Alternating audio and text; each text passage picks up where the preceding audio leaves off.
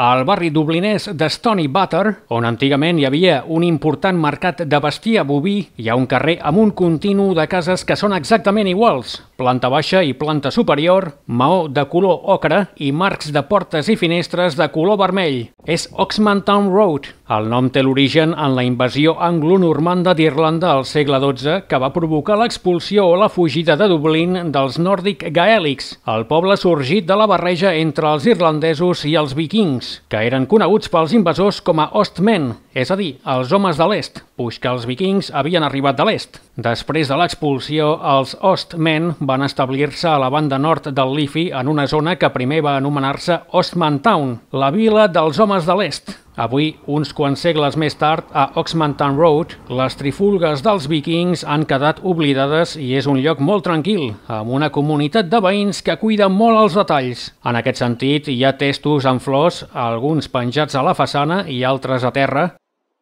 picaportes molt elegants i bancs de colors per petar la xerrada amb el veí a la manera mediterrània o per si algun vianant vol descansar una mica. D'altra banda, igual que al Dublín georgià, on tots els edificis són iguals, malgrat que en aquest cas el maó és de color vermell, a Oxmantown les portes també són de colors diferents, amb una teoria assegurant que això és així, per no acabar a casa d'altri quan hom ha anat al pub i s'ha passat de frenada amb les pintes. Bé, aquest sembla que va dir: «Ei, jo no vull problemes». Oxmantown és un lloc fet a l'antiga i conserva alguns elements del Dublín d'antany, com la botiga de la cantonada, la icònica Corner Shop, en anglès, que aquí és literal perquè les botigues que hi ha, no gaires, són a la cantonada, i en cas que el negoci no rutllés gaire bé, doncs canvi de cantonada i aquí no ha passat res.